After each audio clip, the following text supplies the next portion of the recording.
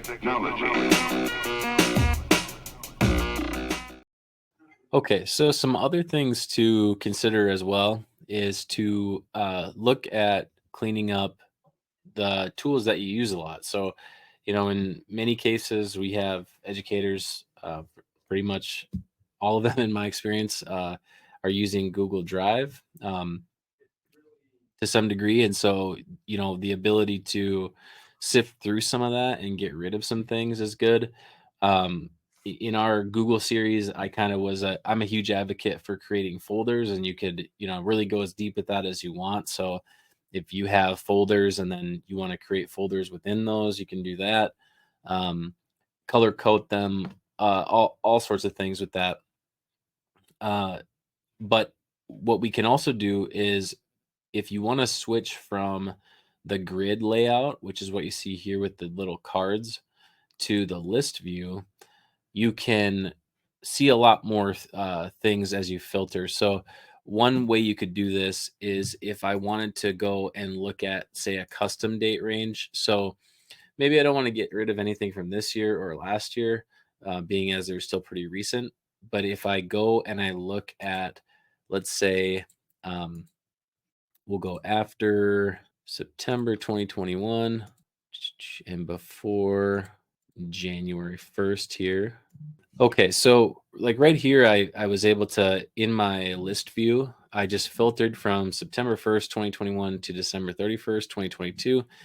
And that's going to allow me to start to look at things. Now, one of the problems I have is that I have so many folders that a lot of times it's going to default to showing me the folder views of those, which is fine. I mean, you can still go into them if you want to. Uh, but many of you might not. And so you may just have that the different file types come up right away. So you might have like your docs and spreadsheets already showing. Either way, what I actually would do is, since I've already got my date designated here, I might actually go into the type and I would look at documents, and then I could start to go through some of these things and determine, like, do I even need these anymore? So if I've got like all these little pieces, these docs created from September 1st, 2021, do I maybe go through and delete those things? These ones here, what's also nice is that whenever you have the name of the file, you're going to see the location as well. So like these ones here where you've got, this was a Google Classroom course that I had built before, so a lot of this material is related to that, and it's in a Google folder within my Classroom. So, you wanna be a little bit careful there because you don't wanna necessarily be deleting whole classes from Classroom, because then you'll lose your stuff, your access to that in Google Classroom itself.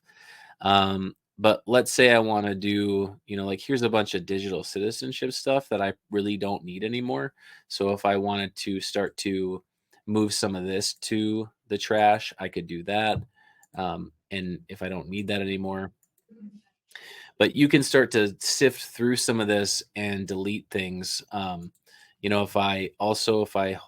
If I click here and then go down, and I could go through, say, my grade 3, and I could hold shift, and then I would be able to remove all of those at once. Okay, and then 46 items move to the trash. So you can do it by individual, or you can do it that way too, in bulk, similar to kind of what Jeremy was doing with um, the desktop there too, where you can delete a bunch of files at once.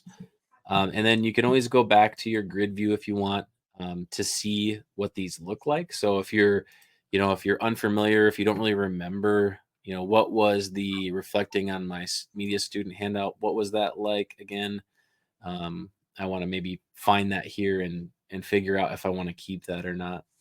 But the list way and the filtering is really good for being able to delete some of those things. Once you have had them deleted, then you could always go to your trash, uh, and you could empty the trash out. Uh, if you want to do that manually, it's just a good practice, I guess. Google does empty it after 30 days automatically anyway. So in your drive, if there's or if you've moved things to the trash after 30 days, it will empty that. But you can do it manually too.